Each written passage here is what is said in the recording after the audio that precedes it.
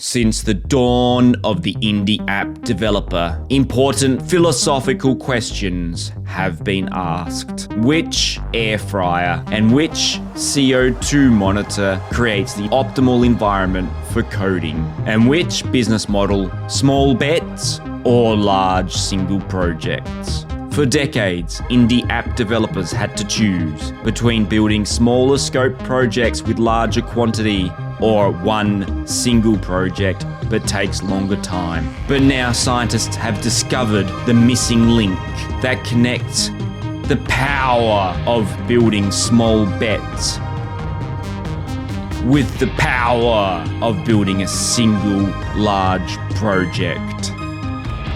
For the past few months, I've been building a large single app, a video editor to reduce my editing time by 80% with the help of AI. This has been a departure from my existing business model of reducing an app every other month. And although I believe in this new project, a part of me questions, what if it fails? What if this big project doesn't work out? In the past, if I had a failure, it would just be 2 to 3 weeks of development time and I would be on to the next project. My experience has showed me that a lot of this process has been luck. Some apps make it and some apps don't. The apps that I thought would be huge successes were failures, and the apps that I built on a whim had become my most successful apps ever. And then I started to think to myself, why don't I turn these smaller independent features of this bigger app into their own apps? Surely then, if I release these smaller apps, I get more feedback from consumers, it creates a better product in the long run, and perhaps along the way, I even generate a bit of extra revenue and support for building the larger project. And it started with my first attempt, ScreenRIZZ, which is an app that turns images into videos. I built the entire function of encoding the video, converting the video, and all of the transition functions that happen in the background. This exact code is going to be pulled out of ScreenRIZZ and it's going to be incorporated into the final version of my video editing app. But in the meantime, I've released an app that's on the App Store, that's generating revenue, that supports my larger project, supports my larger vision. But most importantly, I'm getting feedback from users. It's going into the feedback loop. I'm learning what works, what doesn't work, and all of those learnings are going into my larger project. My next attempt is a small app that lets you import any video and automatically show subtitles and captions in real time using AI. It's simple, it's useful, and it has a very clear use case. Since the dawn of the indie app developer, important philosophical questions have been asked. Which air fryer? But even this small project has had its hurdles along the way. Getting captions to display on screen in a way that's logical to the viewer while also making it easy for the user to manipulate turns out to be its own challenge. The speech detection would mishear words or just incorrectly interpret entire sentences. This isn't so much of a problem with a single word, you can just remove it. But changing the structure of an entire sentence or paragraph would mess with the timestamp and the duration.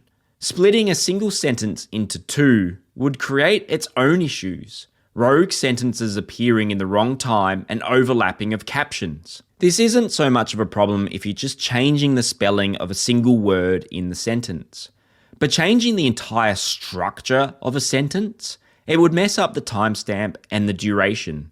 Adding extra words to a sentence or splitting it into multiple sentences would create sync issues, rogue sentences appearing at the wrong time, and the overlapping of captions. The solution was simple. Track words independently. Since the dawn of the indie app developer, important philosophical questions have been asked. Which air fryer? Instead of tracking entire sentences, the app now tracks each spoken word. Then the sentence grouping happens afterwards. Changing a single word is easy. You change the word within the array. Splitting a sentence into two is easy. The app already knows when the first sentence ends and when the second sentence starts. And this has been a surprising lesson for me.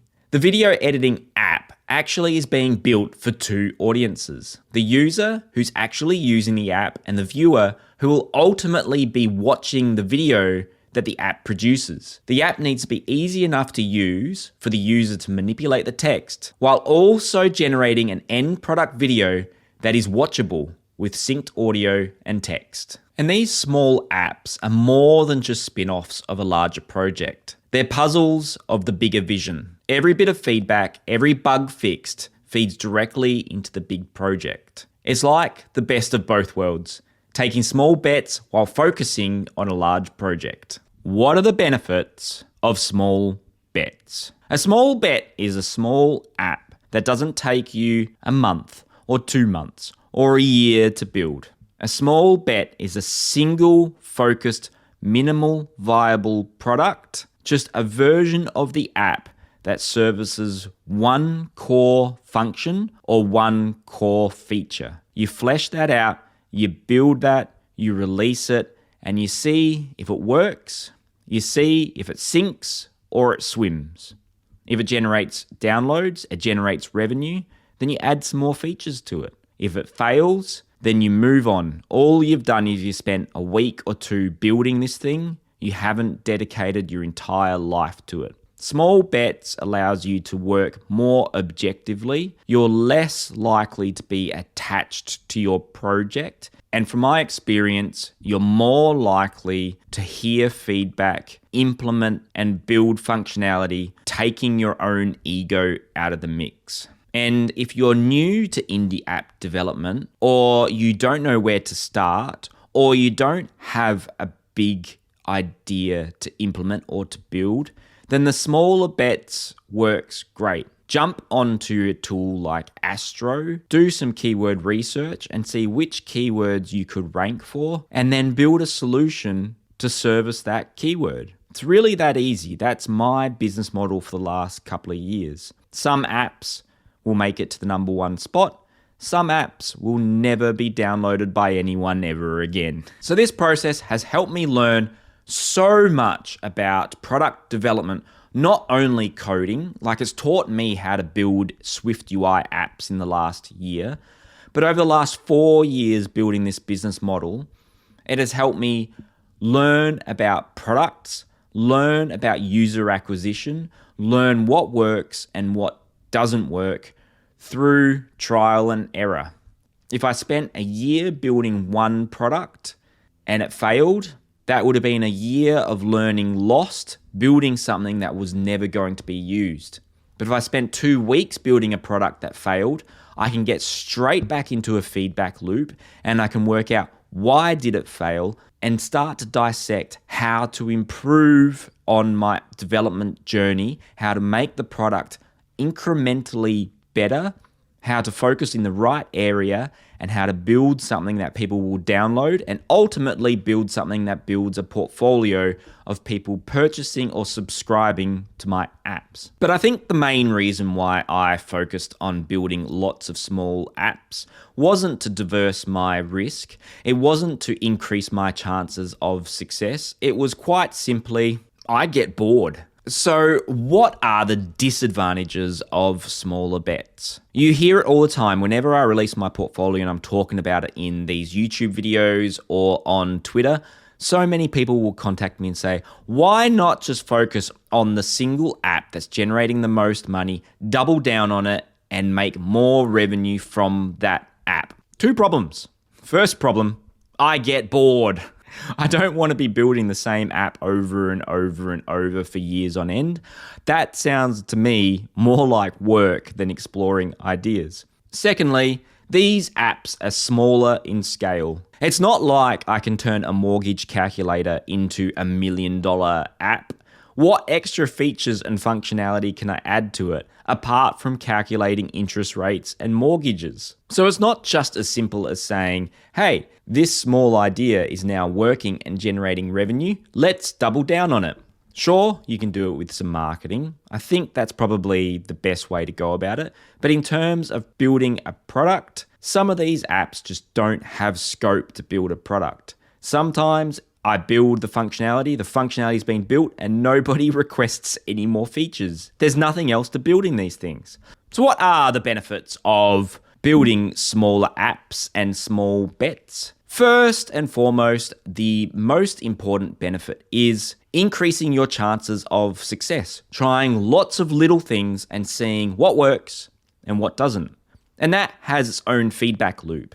So then you start to learn what works and what doesn't. And it makes you better at building products, it makes you better at marketing, and it makes you a better coder because you're learning new skills and you're learning new things along the way. If you don't have the vision for the next Instagram or the next TikTok or the next Facebook, then just starting small and starting with small bets is the way to go, in my opinion. That's how I started. Instead of doing a course, I would just learn on the go. I'd build an app, I'd learn how it works, I'd learn how to market it, I'd learn how to submit it, release it, and go from there. And sure, if you've got the next big idea and you've got the next product that's going to revolutionize everything, then go for it. Build a big project, double down on it, create it. But for those of us who just didn't have an idea to build on, but knew we wanted to get into the field of creating apps to generate a passive income, building smaller apps is the way to go. So if you want to get your indie app developer hands onto this app, I will be releasing it in the coming days or weeks once all of the bugs are sorted. And it will be released for free under my normal business model of releasing small bets, which is put it on the App Store, put it for free, see if it will generate any downloads, see if users will gravitate towards the app. And then if they do in the next 6 months, I will monetize it. But if you download it for free, you will keep the free plan forever. So there's an incentive to subscribe to the channel to get a free app. Plus, you get to see my journey as an indie app developer, exploring what works, what doesn't work, the strategies and the monetization tactics I use. Like this video, comment, and subscribe.